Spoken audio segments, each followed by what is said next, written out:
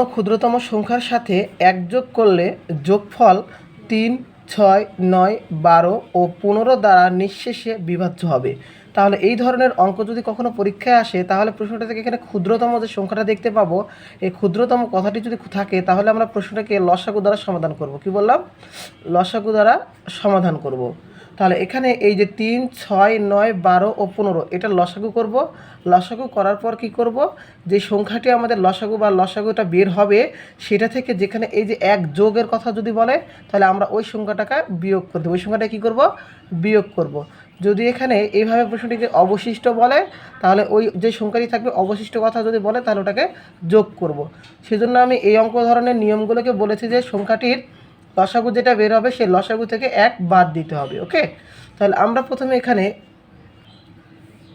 এখানে তাহলে ৩, ৬, ৯, ১২ আর ১৫ এগুলোর আমরা কী করব? লসাগু করব। লসাগু মানে কি? এই যে যে সংখ্যাগুলো থাকবে সেগুলো যে কোনো দুইটি সংখ্যাকে আমরা মৌলিক সংখ্যা দ্বারা কী করে বিভাজ্য করে দেখব। প্রথমে আমরা এগুলোর মধ্যে ২ দ্বারা চেষ্টা করি। ২ তাহলে ৩ দ্বারা ভাগ যায় না, ৩ রেখে দিব। ৬কে যায় ৩, ৯কে যায় না, রেখে দিব। ১২কে যায় ৬ আর এখানে ১৫। এরপর এই সংখ্যাগুলোর মধ্যে ২ দ্বারা বিভাজ্য হয় না, সেজন্য আমরা কী করব? ২ এর পরের সংখ্যা ৩ দ্বারা দেখব। ৩ দ্বারা যায় ১, ৩ তিরিকে ৯, ৩ দুগুণে ৬, ৩ পাঁচা ১৫। এখন এই যে সংখ্যাগুলো রয়েছে এখানে এই সংখ্যাগুলোকে আর কোনো সংখ্যা দ্বারা বিভাজ্য না, তো প্রত্যেকটা একটা একটা করে মৌলিক সংখ্যা। ওকে, তাহলে এখানে আমরা কী লিখব? নির্ণেয় লসাগু। কী লিখব? নির্ণেয় লসাগু। তাহলে নির্ণয় লসাগু কত হবে? ২ গুণ এই সংখ্যাগুলোর কী করব? গুণ করব। ২ গুণ ৩, এই একগুলো গুণ করব না, কারণ ১ দ্বারা গুণ করলে সেটাই হয়। ৩ গুণ ২ গুণ ৫। তাহলে কত হবে? ৩ দুগুণে ৬, ১৮, ১৮ দুগুণে ৩৬, ৩৬ দ্বারা ৫কে গুণ করলে কত হবে? ৩৬ দ্বারা ৫কে আমরা কী করব? গুণ করব।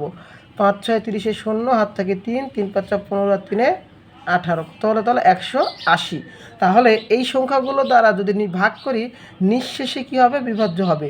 এখন প্রশ্ন এখানে ৩ দ্বারা এটাকে এই ৩ দ্বারা বিভাজ্য যায় ১৮০কে, ৬ দ্বারা যায়, ৯ দ্বারা যায়, ১২ দ্বারা যায়, ১৫ দ্বারা যায়। তো এখন বলেছে যে কোন ক্ষুদ্রতম সংখ্যার সাথে ১ যোগ করলে তাহলে যোগফলটা এত দ্বারা বিভাজ্য হবে। তাহলে ১৮০কে এই প্রত্যেকটা দ্বারা হবে, কিন্তু যদি অপশানে থাকতো এরকম সংখ্যা ১৮১, খতে থাকলো ১৭৯, গতে থাকলো ১৮২ আর ঘতে থাকলো ১৭৮, এই টাইপের যদি সংখ্যা থাকতো তাহলে এই প্রশ্নটার উত্তর কত হইতো? কারণ বলেছে যে ১ যোগ করলে, এখানে এই প্রশ্নটার ১ যোগ করলে হবে। তাহলে এখানে যদি এই সংখ্যাটি থাকে তাহলে এখানে ১ যোগ করা আছে। ওকে, এখান থেকে যদি আমরা একটাকে কী করি? বাদ দিই, তাহলে সংখ্যাটি কত হবে? ১৮০। সেজন্য আমরা এইটাকে প্রশ্নটাকে এইভাবে বুঝবো যে এখানে ১৮০ আছে, তাহলে লসাগু কত পাইছিলাম? লসাগু পাইছিলাম ১৮০। সেখান থেকে আমরা কি করব? ১ বাদ দিব, তাহলে কত হবে? ১৭৯। যদি এখানে বলা হয়তো যে ১ বাদ দিলে, আর এখানে যদি বলা হয়েছে ১ যোগ করলে, তাহলে এখানে আমরা কি করব? ১ যোগ করলে কত হবে? ১৮০। যদি বলা হয় যোগের কথা তাহলে আমাদের এইটা হবে, যদি বলা হয় বিয়োগের কথা তখন হবে এইটা। ওকে, এইটুকু শুধু প্রশ্নে বুঝলে আমরা এই প্রশ্নটাকে সমাধান করতে পারবো।